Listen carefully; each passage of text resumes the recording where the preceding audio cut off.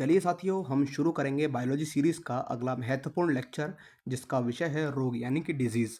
हम इस सीरीज़ में हमेशा की तरह 100% 100% परीक्षा उपयोगी और टू द पॉइंट कंटेंट पर फोकस करेंगे। अब तक हमने 90% बायोलॉजी कवर कर ली है और हर टॉपिक को सरल भाषा में समझाया है। इस चैप्टर में हम जानेंगे कि ये रोग क्या है, उनके प्रकार और उनसे जुड़े महत्वपूर्ण तथ्य जो एसएससी, रेलवे और अन्य प्रतियोगी परीक्षाओं के लिए बेहद उपयोगी साबित होंगे। तो चलिए पूरे उत्साह और ध्यान के साथ शुरू करते हैं यह अध्याय और इसे एकदम क्लियर तरीके से समझते हैं।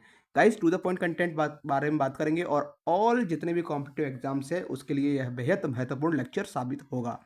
तो चलिए शुरू करते हैं। सबसे पहले हम देखते हैं कि जो डिजीज़ है उसको किस तरीके से वर्गीकृत किया गया है, यानी कि कौन कौन से क्लासिफाइड तरीके से इसको दर्शाया गया है। तो हम देखते हैं कि acute disease, chronic disease, communicable disease और नॉन कम्युनिकेबल डिजीज़, ये 4 तरीके से डिजीज़ होती है। एक्यूट डिजीज़ की बात करें तो इसे हिंदी में कहते हैं तीव्र रोग, जो कि थोड़े समय तक रहते हैं। गाइस, हम यहाँ पर टू द पॉइंट बात करेंगे और सिर्फ वही मैंने शॉर्ट नोट्स में लिखा है जो कि एग्ज़ाम ओरिएंटेड है। तो यहाँ आप देख सकते हैं कि तीव्र रोग जो है, जो कि थोड़े समय के लिए रहता है, जैसे कि बुखार, सर्दी, खाँसी, ठीक है। दीर्घकालिक रोग रोग की बात करें, यानी कि क्रॉनिक डिजीज़ की बात करें, तो यह लंबे समय तक रहते हैं। उदाहरण के तौर पर डायबिटीज़, ट्यूबरक्लोसिस यानी टीबी, हाथी पाँव जिसे फाइलेरिया के नाम से जाना जाता है। बात करते हैं संचारी रोग की यानी कम्युनिकेबल कम्युनिकेबल डिजीज़ की, तो यह एक व्यक्ति से दूसरे व्यक्ति में फैलता है। एग्जाम्पल के तौर पर देखा जाए तो एड्स, सर्दी, चिकन पॉक्स, कोविड, संक्रामक रोग यानी कि इन्फेक्शियस डिजीज जो भी हैं, ये सब कम्युनिकेबल डिजीज़ होती हैं, यानी कि ये एक व्यक्ति से दूसरे व्यक्ति में स्प्रेड होती हैं। असंचारी रोग की बात करें तो ये नॉन कम्युनिकेबल होती हैं और जो संपर्क से नहीं फैलते, ये एक तरीके से नॉन कम्युनिकेबल डिजीज़ होती है, गैर संक्रामक रोग होती है, ठीक है, नॉन इन्फेक्शियस डिजीज़ होती है। एग्जाम्पल की बात करें तो डायबिटीज़, गठिया, ग्लूकोमा, पोलियो, ये सब असंचारी रोग में कंसिडर किए जाते हैं। अगर बात करें स्पेशल टाइप्स की तो ये 3 टाइप के होते हैं। कौन-कौन से? सेकंड गाइस, ये 3 टाइप के होते हैं। एक तो पैंडेमिक, एपिडेमिक और एंडेमिक। पैंडेमिक की बात करें यानी कि महामारी, तो यह सडनली कई देशों, महाद्वीपों या पूरी दुनिया में फैलने वाले मामले होते हैं, यानी कि अचानक से फैलती है ये बीमारी। कौन सी? पैंडेमिक की। एपिडेमिक की बात करें तो किसी बड़ी आबादी में अचानक मामलों में वृद्धि होती है और यह क्षेत्र एक स्पेसिफाइड क्षेत्र होता है, स्पेसिफाइड एरिया होता है जहाँ। एंडेमिक की बात करें यानी स्थानिक रोग की, तो जो किसी आबादी क्षेत्र में लगातार कम प्रसार के साथ मौजूद रहते हैं, ठीक है। यह यहाँ पर तो अचानक से मामलों में वृद्धि होती है तो उसे एपिडेमिक होती है। और यहाँ जो एंडेमिक होता है, जहाँ एंडेमिक होता है वह कम प्रसार होता है और किसी स्पेसिफाइड क्षेत्र में होता है, ठीक है। तो एंड सबसे पहले स्टेज क्या होती है? एंडेमिक की, फिर एपिडेमिक और फिर पैंडेमिक, ठीक है। ये इसका ऑर्डर ऐसे चलता है, ठीक है, बॉटम टू हाई। अब बात करते हैं आनुवांशिक विकार की, जो कि हमने बात की थी जस्टिस के प्रीवियस लेक्चर में। तो आनुवांशिक जो जेनेटिक डिसऑर्डर होते हैं, यानी कि वो भी एक तरह से डिजीज़ में ही कंसिडर किए जाते हैं। तो यह एक तरीके से जीन की खराबी के कारण होता है, यानी कि मेयोसिस में गड़बड़ी होती है। जो भी विभाजन होते हैं, अर्धसूत्रीय विभाजन, समसूत्रीय विभाजन, तो उनमें गड़बड़ी के कारण भी जेनेटिक डिसऑर्डर हो सकते हैं। एग्जाम्पल के तौर पर देखा जाए तो डाउन सिंड्रोम, जिसके हमने जस्ट प्रीवियस लेक्चर में बात की थी, सॉरी, प्रीवियस लेक्चर में हमने बात की थी डाउन सिंड्रोम की, और टर्नर सिंड्रोम की बात की थी हमने भी उस time. Thalassaemia, sickle cell anaemia, रंग अंधता यानी कलर ब्लाइंडनेस, ये सब कलर ब्लाइंडनेस जो भी है, ये सब हमने जेनेटिक्स डिसऑर्डर में देखा, ठीक है। अगर हम बात करें इनके जो ये 3 टाइप्स है, थैलेसीमिया, सिकल सेल एनीमिया और रंग अंधता यानी कलर ब्लाइंडनेस, तो ये एक तरीके से मेंडेलियन विकार है। कौन सा? मेंडेलियन विकार है, मेंडेलियन डिसऑर्डर है, यानी इसमें जीन में बदलाव होता है और यह एक जीन दोष का कारण बनता है, ठीक है। टर्नर सिंड्रोम की बात की हमने, तो यह एक तरीके से एक्स क्रोमोसोम का अभाव होता है और यह केवल फीमेल्स में देखा जाता है। और डाउन सिंड्रोम जो है वो मेल में देखा जाता है और इसमें जो 21st व जो 21 जो क्रोमोसोम है उसकी एक तरीके से कॉपी हो जाती है, तो यह एक्स एक्स वाई की फॉर्म में क्रिएट होता है क्रोमोसोम, ठीक है। तो वहाँ होता है डाउन सिंड्रोम, किसमें? मेल में। एक होता है एल्बिनिज़्म, ये भी एक जेनेटिक डिसऑर्डर में ही आता है। एंजेमल सिंड्रोम और क्लिनफेल्टर सिंड्रोम, ये सब सिंड्रोम जो है वो जेनेटिक डिसऑर्डर में आते हैं। अगर बात करें एल्बिनिज़म की, तो यह एक आनुवंशिक विकार है, जेनेटिक डिसऑर्डर है, जिसमें शरीर में मेलानिन पिगमेंट का निर्माण नहीं होता है, क्योंकि इसमें जीन में म्यूटेशंस होते हैं। और अगर लक्षण की बात करें तो जैसे सफ़ेद त्वचा, हल्के बाल, आंखों में गुलाबी या नीली रंगत। इसका जो प्रभाव है वो स्किन पर, बालों पर और आंखों पर पड़ता है। और इसकी जो खोज है वो किसने की थी? आर्चीबोल्ड गैरोल्ड ने की थी। एल्बिनिज़म की जो खोज है वो आर्चीबिल्ड गैरोल्ड, ठीक है, किसने की थी? गैरोल्ड, ठीक है।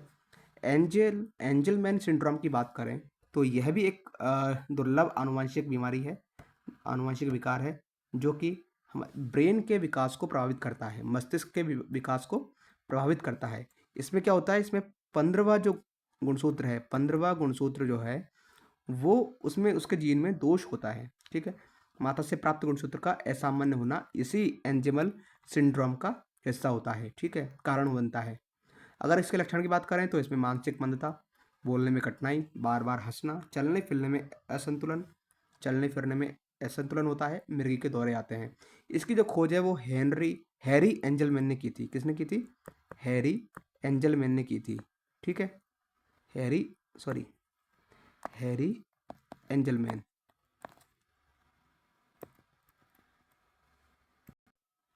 एंजमल एंजलमैन सिंड्रोम की जो खोज है वो हैरी एंजलमैन ने की थी। क्लाइनफेल्टर सिंड्रोम, ये क्या होता है? क्लाइनफेल्टर सिंड्रोम, क्लाइनफेल्टर सिंड्रोम ये भी एक तरीके से आनुवंशिक विकार है, जिसमें पुरुषों के शरीर में अतिरिक्त एक्स गुणसूत्र होता है। यानी कि कारण इसका क्या है कि 47 गुणसूत्रों की संख्या होती है इसमें, सामान्य पुरुषों के 46 गुणसूत्रों के बजाय। सामान्य में तो कितने होते हैं? 46 गुणसूत्र होते हैं। कौन कौन से? X Y.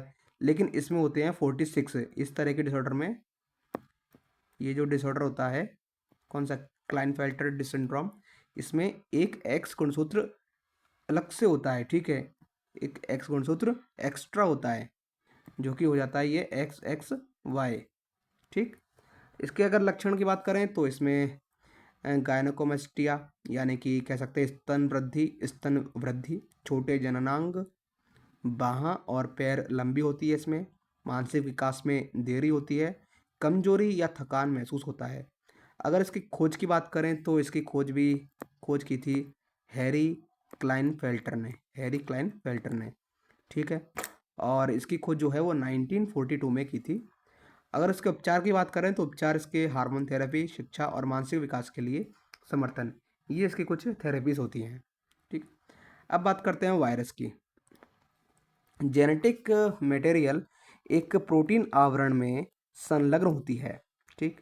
किसमें संलग्न होती है? प्रोटीन आवरण में, जिसे कहा जाता है कैप्सिड। क्या कहा जाता है? कैप्सिड, जो कि होती है डीएनए या आरएनए। क्या होते हैं? डीएनए, जो कि डीएनए और आरएनए में रिप्रेजेंट होते हैं, ठीक है। अगर आप बात करें मेजबान की, तो मेजबान प्राप्त करने तक निर्जीव की तरह व्यवहार करता है। कौन? वायरस। अगर हम वायरस की बात करें तो जब तक यह एक तरीके से निर्जीव होता है, लेकिन जैसे इसको अगर कोई मेजबान मिल जाता है, कोई इसको ग्रहण करने वाला मिल जाता है, तब यह एक तरीके से सजीव की तरह व्यवहार करने लग जाता है, वरना यह निर्जीव ही पड़ा रहता है। मेजबान प्राप्त करने के बाद यह सक्रिय हो जाता है, ठीक है। एंटीबायोटिक्स के साथ इसका इलाज नहीं किया जा सकता। वायरस का जो इलाज है वो एंटीबायोटिक्स नहीं कर सकती, वो कैपेबल है ही नहीं। एग्जाम्पल के तौर पर देखा जाए तो हेपेटाइटिस, यह लीवर को डैमेज करता है, लीवर के लिए इफेक्टिव होता है, ठीक है। हेपेटाइटिस की बात करें तो यह ए, बी और सी टाइप के होते हैं। अगर किसी को हेपेटाइटिस ए है तो इसका जो रिजल्ट है वो क्या होगा कि यह भोजन के माध्यम से संचरण होता है, ठीक है। हेपेटाइटिस ए भी एक तरह का वायरस है जो कि भोजन के माध्यम से प्रसारित होता है, संचरण होता है। हेपेटाइटिस बी की बात करें तो यह यौन संपर्क से संचरित होता है, शरीर के तरल पदार्थों के माध्यम से भी यह संचरित होता है। हेपेटाइटिस सी की बात करें तो यह संक्रमित रक्त के संपर्क में आने पर संचरित, अगर कोई व्यक्ति है वो, अगर उसका जो ब्लड के अगर उसमें आ गए संपर्क में, तो हेपेटाइटिस सी की संभावना बढ़ जाती है, जिसको ऑलरेडी हेपेटाइटिस सी हो रखा है। भारत का पहला स्वदेशी हेपेटाइटिस ए वैक्सीन वो कौन सा है? हैविसुर। कौन सा है? हैविसुर।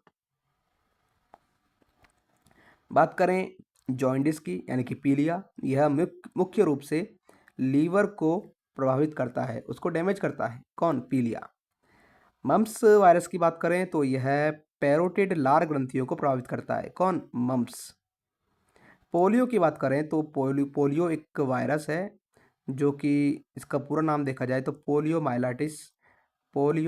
माइलाइटिस वायरस, जो कि एक तरीके से एंट्रोवायरस भी नाम से जाना जाता है। भारत में अगर बात करें तो इसकी 2023 में पूर्ण रूप से समाप्त हो गया था और इसकी घोषणा कर दी गई थी। तंत्रिका तंत्र को यह प्रभावित करता है। कौन? Polio virus. पोलियो वायरस क्या कार्य करता है मेजरली? यह हमारे नर्वस सिस्टम को डैमेज करने का कार्य करता है। ठीक है। अगर पहला पोलियो टीका की बात करें तो ये किसने इसको बनाया था? ये बनाया था डॉक्टर साल्क ने। कमजोर polio vaccine OPV, oral polio vaccine जो है इसकी खोज की थी किसने? डॉक्टर अल्बर्ट साबिन द्वारा, जो कि मुख से दिया जाता है। ठीक, तो ओपीवी की खोज जो है वो डॉक्टर अल्बर्ट साबिन द्वारा की गई थी और पहला जो पोलियो का टीका है वो डॉक्टर साल्क ने बनाया था। बात करते हैं सर्वाइकल कैंसर की। सर्वाइकल कैंसर ये भी एक वायरस की फॉर्म में ही है जो कि महिलाओं में होता है और महिलाओं के सर्विक्स क्षेत्र को प्रभावित करता है। ठीक है, यह जो वायरस है ये ह्यूमन पैपिलोमा वायरस से फैलता है, से स्प्रेड होता है। एचपीवी वायरस से स्प्रेड होता है। कौन सा? Cervical cancer. इसका जो निदान है वो ये है, स्मीयर टेस्ट होता है। अगर पूछा जाए कि स्मीयर टेस्ट किससे संबंधित है तो सर्वाइकल कैंसर से संबंधित है। सर्वाइकल कैंसर से संबंधित है। बात करते हैं डेंगू की। डेंगू भी एक वायरस है जिसका वाहक होता है मादा एडिज एजिप्टी मच्छर। इसमें सबसे ज़्यादा जो कारण है इसका, मतलब सबसे ज़्यादा प्रभावित करने वाला जो कारण है वो है प्लेटलेट्स का डाउन होना। किसमें? डेंगू में। अब आता है एड्स यानी कि एक्वायर्ड इम्यूनो डेफिशिएंसी सिंड्रोम। यह एक तरीके से यौन संचारित रोग है। ये जो वायरस है ये एचआईवी नाम का वायरस है जिसका पूरा नाम है ह्यूमन इम्यूनो डेफिशिएंसी वायरस, जो कि एक तरीके से रेट्रो वायरस है।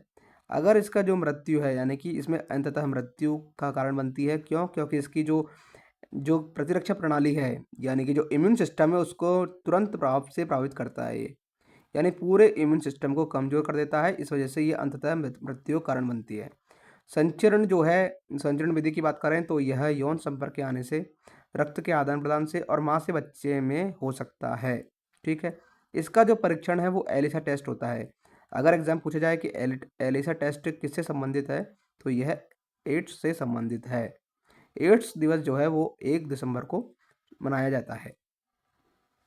बात करते हैं अन्य वायरस जनित रोग की, जो कि एग्जाम में बार बार पूछे जाते हैं कि इनमें से कौन सा वायरस जनित रोग है। तो ये आता है measles, influenza, swine flu, rabies जो कुत्ते के काटने से होता है, जो कि जानवरों के काटने से भी होता है, बर्ड फ्लू, स्मॉल पॉक्स की बात करें तो यह 1979 में समाप्त हो गया था। अंतिम जो मामला है ये सोमालिया अफ्रीका में पाया गया था। ठीक, बात करते हैं फंगस की। वायरस के बाद में आते हैं फंगस जनित रोग। ये इसमें आते हैं कौन कौन से, जैसे गंजापन यानी कि baldness, athlete foot, ringworm, इसके बीच यानी जो कि त्वचा रोग से संबंधित है, अस्थमा। ये सब जो है ये फंगस से जनित रोग हैं। फिर आते हैं बैक्टीरिया से जनित रोग। बैक्टीरिया में कह सकते हैं, बैक्टीरिया जो है हमने पढ़ा था सेल टॉपिक में कि एक तरीके से यह प्रोकैरियोट्स एक कोशिकीय और जीवित इकाई है। ठीक है, प्रोकैरियोट्स मतलब इसे किसी भी जरूरत नहीं थी, इसमें कोई भी सेल, किसी भी टाइप के सेल ऑर्गेनल, न्यूक्लियस वगैरह ये सब एब्सेंट होते हैं। ठीक है, ये प्रोकैरियोट्स होते हैं और ये यूनिसेल्युलर होते हैं, एक कोशिकीय होते हैं, लिविंग सेल्स होती हैं। ठीक है, लिविंग यूनिट होती है इनकी। अगर बात करें जेनेटिक मटेरियल की तो जेनेटिक मटेरियल को जीनोफोर यानी बैक्टीरियल डीएनए भी कहा जाता है। किसमें? बैक्टीरिया में।